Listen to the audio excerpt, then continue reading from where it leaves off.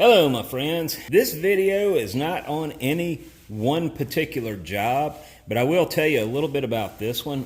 It is an extremely hot job that has us shut down on everything until we get this out. We have a deadline we are rapidly approaching and we have to get this done. Now I've got my buddy Bill Zaremba. He is also helping me on this project, but he's got his hands full right now as well, and everything just happens to be coming at once. The castings, it took forever to get an ideal casting out. There's still room for improvement, but the time is getting in my way. And luckily, my buddy Bill had some time to help me with these this morning. I ran them over there and we were able to put these on a 45-degree angle and run the mill on the end and clean that up for the proper clearance. So all we got to do now is just take that little bit of remainder off. I was going to have Bill drill the holes through here. He's got his plate full, and I decided, you know what? We may as well fire up my old lathe from childhood. I don't ever run it. Guys, I've had this thing since I was a teenager. Cut a lot of grass for it.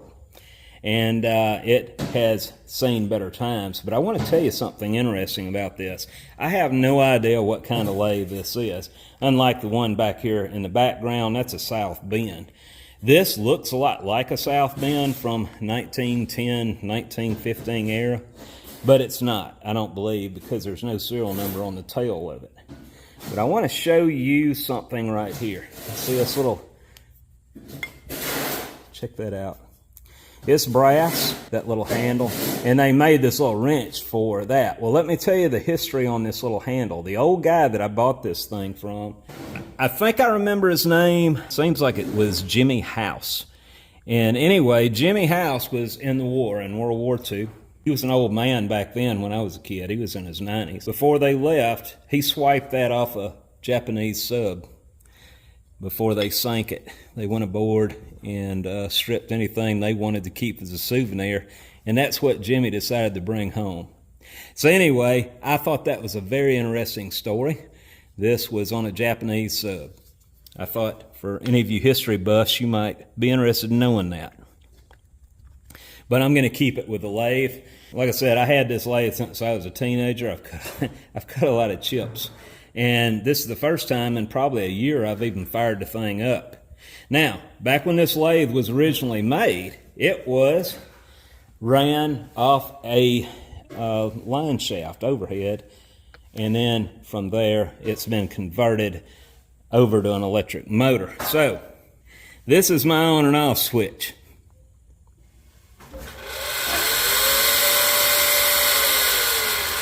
Laugh if you want, guys. But in the old days, when this thing was built, when a guy wanted the machine apart, he had to yell out the window at the guy opening the floodgate to turn the paddle wheel on, to turn the line shaft on to get this thing going. I don't have to do that. All I got to do is plug it in. Yes, I did have a barrel switch on it at one time. Went bad. Not sure what happened. I'm not a machine shop channel here. I'm a foundry channel, so just remember that. But I do want to show you something. When I go to drill these hinges, I want to drill these holes where they're looking at each other. I want no more run out from this hole to that hole or that hole to this hole than I possibly can get away with. I'm going to take my tailstock. I've already center punched, put one end in the live center, and as I got it on the live center, I feed it on the drill point attached to the chuck, and I drill in on that side. Then I take it off and I'm going to reverse apart, and I'll repeat the process. As long as I do it like that, both holes will look at each other. I won't have any problems with the drill walking or anything like that. I'm going to put a piece of block here. Yeah, I don't have my compound bolted down at the moment.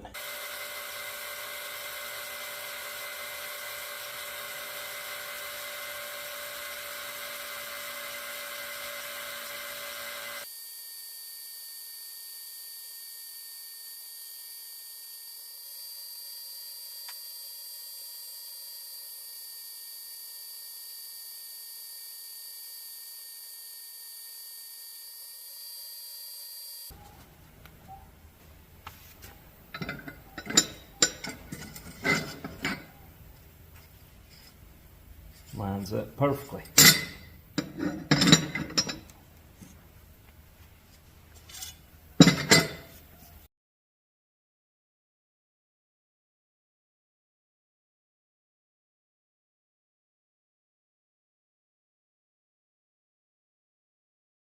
As I said, my friends, this is not about one particular casting. This is several non-ferrous jobs we had going on this week.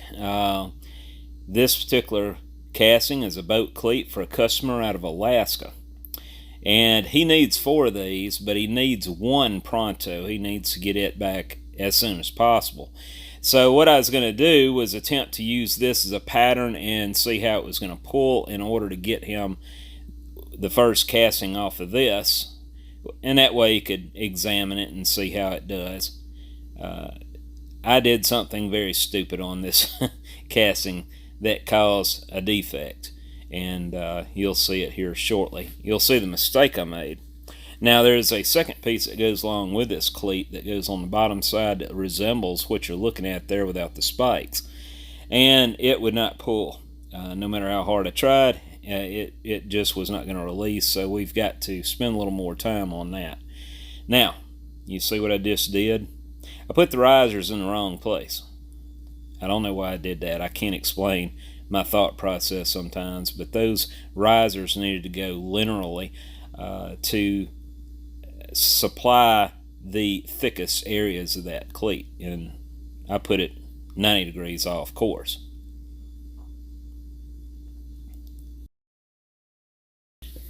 Overall, the casting poured and looked pretty good, except for the shrinkage. And as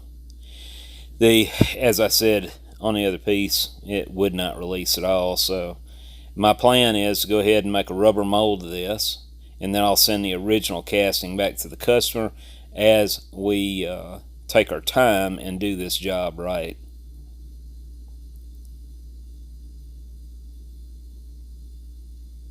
I did end up having to put anchors, screw anchors in that middle core to help hold it, and I'm just venting it there.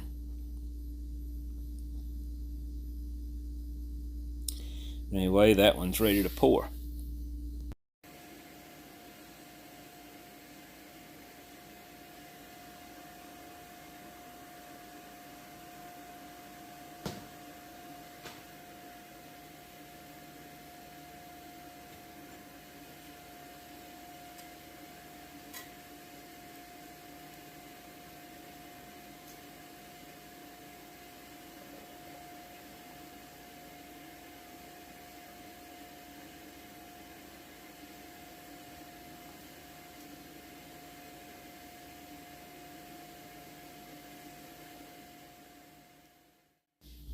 The reason I put a fire brick at each pouring basin is to help keep the metal contained when I'm filling the basin.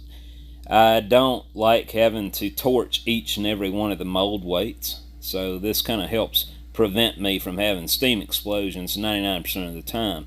But you're fixing to see one of those rare occasions when metal seeps past the fire brick. Pretty volatile, huh?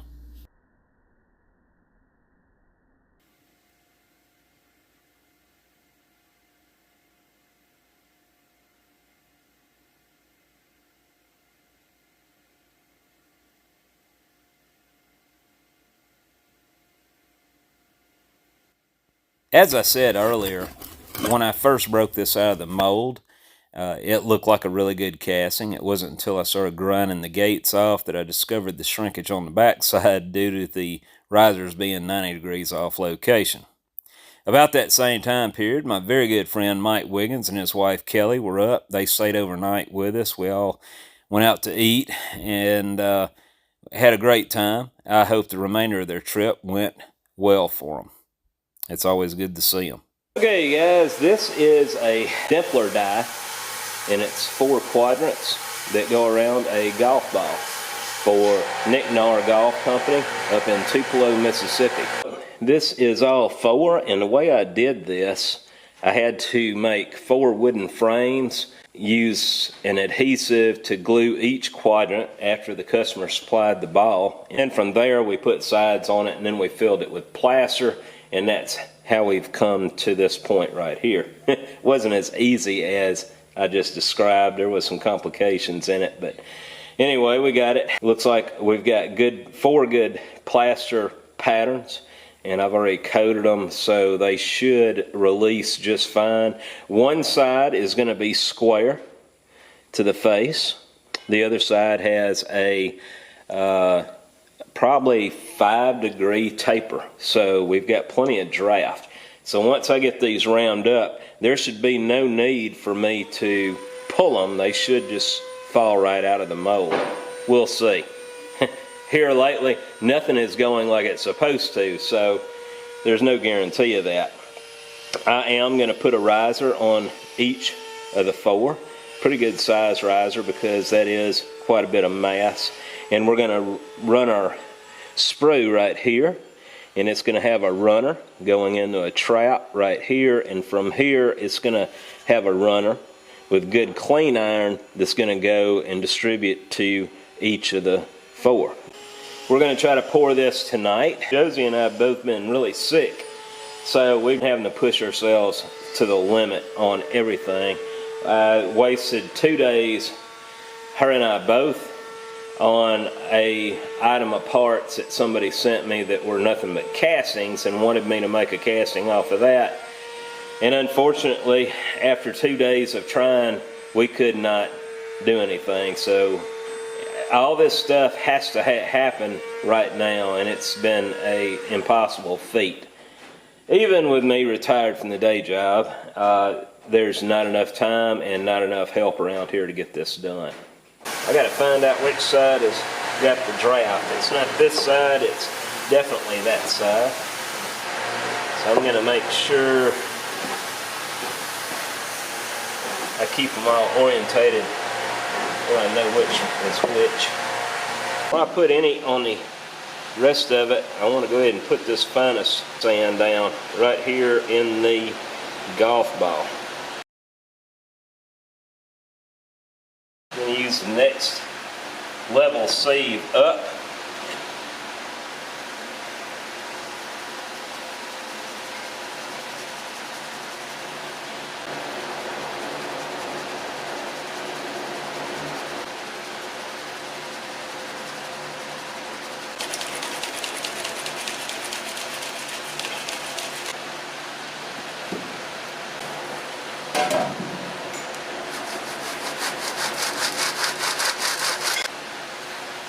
I'm going to have to go quite a ways up with this one just to make sure I don't hit the nose on those patterns.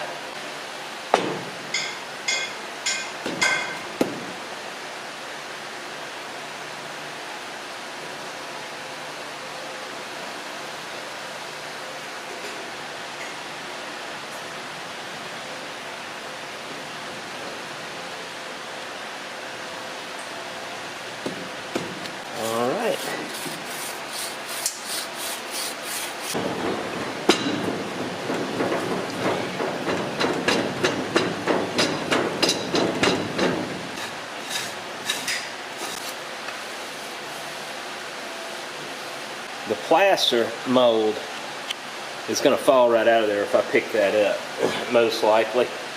So what I'm going to do, I'm going to grab the backboard and pick it up with it and flip it up.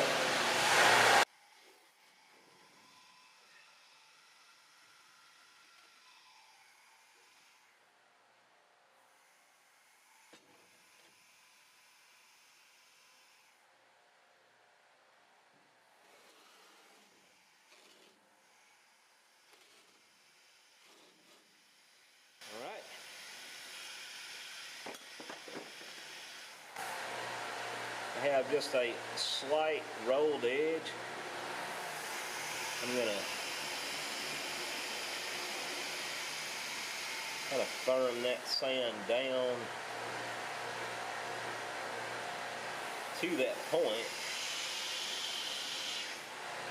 for a better, cleaner parting line.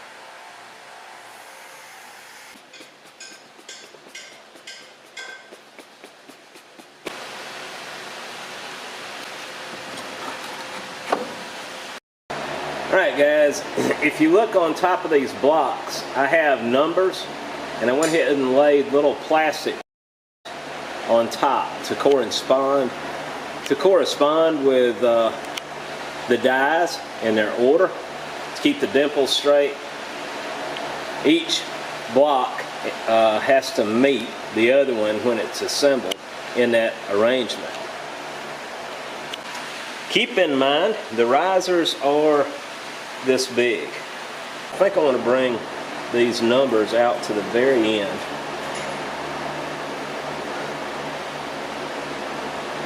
Because I've got a sweeper radius at the intersect of that riser. If that fan doesn't blow half my dust away, I'll cover my numbers here first.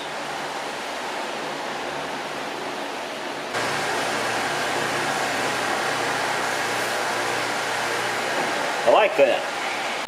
I want to cover that one good. I want to have one good even layer of sand over that before I go to the next sieve.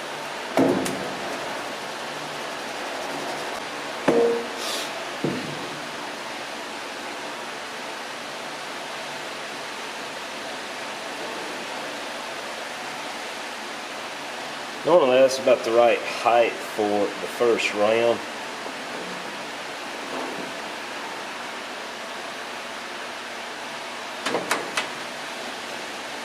Let's go ahead and stiffen this up before we go any farther.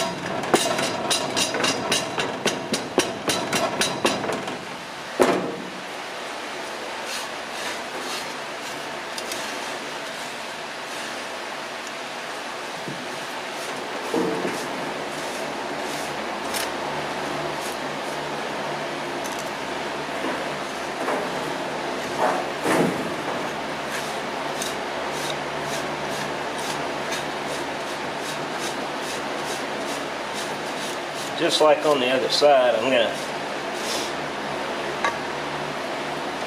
sew these edges tight.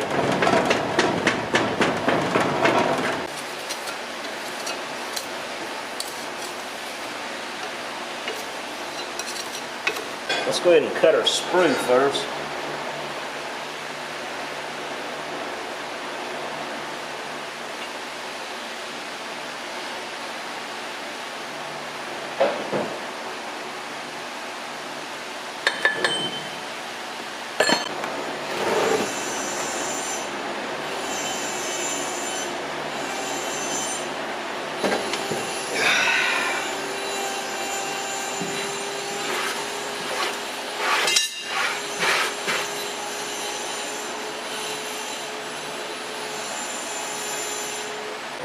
Alright, so when I pick this up, I am hoping all 4 plaster patterns stay on the coat.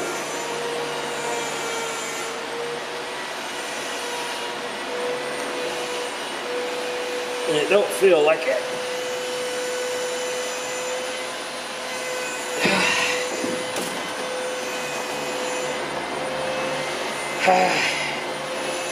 Well, they didn't. That's okay. Well guys, the video card's full on my other camera, and I got a whole bunch of failed attempts started that are taking up room, but I decided I wanted to save that and share it with you later in other videos. But anyway, this is where we've gotten to. Notice that I've rolled the edges all around here, around the perimeter of each hole. And the numbers, except for one, and I butchered right here, genius, I know.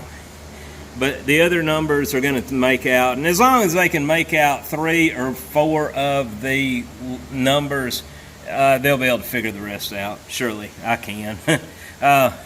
But anyway, I'm going to go ahead and I'm going to cut my pouring basin in this, set it to the side, and then we're going to worry about the drag. Now the drag has all the detail on that pointy part down at the bottom. So what we're going to do, I'm going to carefully cut a gate. We've already got the runner here, so I'm going to cut the gate on the drag to go as far down as possible from the parting line before it starts filling the tip of that cube or that triangle. So with that, I should have less turbulence. I shouldn't wash any of the detail out if I do it like that, right? So anyway, that's my next step, and I'm not going to capture all that on video because I don't have my tripod over here. I had it at the house last night. So I cut a fairly deep gate. Not really, well, it's actually a gate slash runner on this side and this side. Now, I'm fixing to find out how easy it is to drill and tap plaster, guys. I was going to just tip this over and lightly tap it and let it release and slide out, but I think I should try to do a little more gentle approach to these, especially if we have to make this again. I don't want to break these plaster patterns.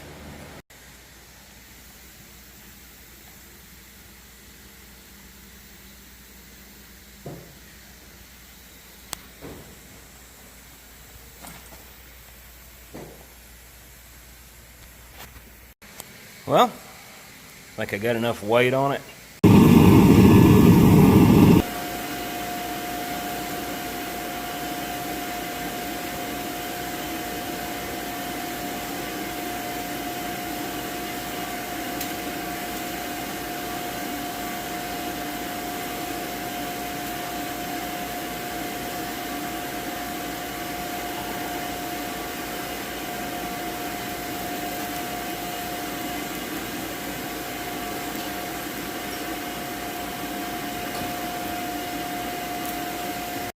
Alright guys, well this is what we got so far. I got to clean them up.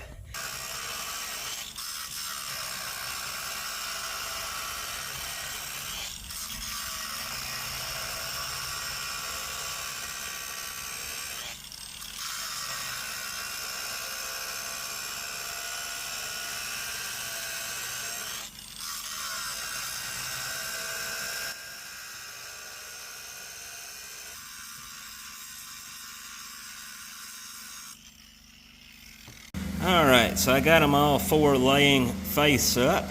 I put sawdust in there, hoping that might help burn off the oxygen and keep the scaling down to a minimum. We'll see. Guys, this is it. This is the Dimple dies. They just, I don't know. I was hoping they'd turn out a lot more refined than that on the finish. There's not much to that. So I hope the customer can use these. But the numbers, the ones I didn't mess up, they look really good.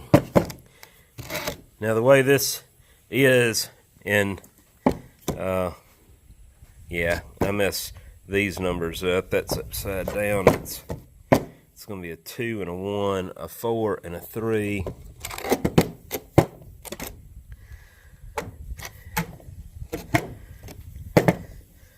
A 3 and a 2. A 1 and a 4. So the way this will work is the 1 and the 1 go together. The 4 and the 4 go together. And the 3. So that's it. Very time-consuming project. As I've told you guys, I do not do pattern work, but yeah, I had to make this thing, and I hope it'll work for him because we got a lot of work in it. But the tops are not parallel. These if the customer is watching this, and this is for the customer, these tops will not be used as a datum plane, only the bottom side when you have them orientated like this. The bottoms are fairly square to this projection. So make sure if you're having to locate to grind or machine these tops that the bottom, that your numbers are up, in the up position. And as long as you do that, as long as you treat the bottom as the datum plane, your height on each feature will be the same all the way around. That turned into a major fiasco, but we pulled it off. That is a dimple die, guys, and I hope y'all enjoyed this. I'll show you some other stuff since we've got everything in the world going on. We are very close to getting the lighthouse hinges done. We are actually having to hand lap all these hinges on this lap board here, and we're having to hone everything in. It's a lot of work.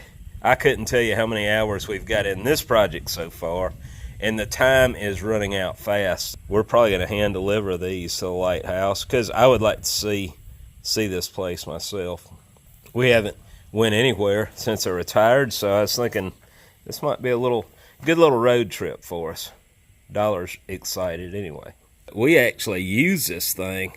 My dad, his bush hog blade was bent like a pretzel, so we put it over on the iron crusher and straightened it out, and then we brought it over here along with the other blade, and with this wheel over here, we sharpened it in no time. I showed you a little peek of my newest addition of the video equipment last week, and I wanted to introduce you to Mr. Bell Howell. It is a magazine camera, model 172, probably well over 60 years old, and it has proven the test of time. As you know, foundry environments are very brutal on equipment like cameras. Between the abrasive atmosphere and the extreme heat, even when you're not running the furnace, this building reaches temps well over 100 degrees, which causes my high-tech state-of-the-art cameras to overheat and shut down. This camera, I don't have to worry about that. There's no battery in it. This camera winds up. Check that out. No battery. And when I get ready to record, it even takes stills. Check that out. It's got an adjustable, fine-tuned, wide-angle lens. Someone asked me, how do you find film for that camera? The film for this particular camera is not readily available. So to answer your question, since I can't get film for this, any more questions?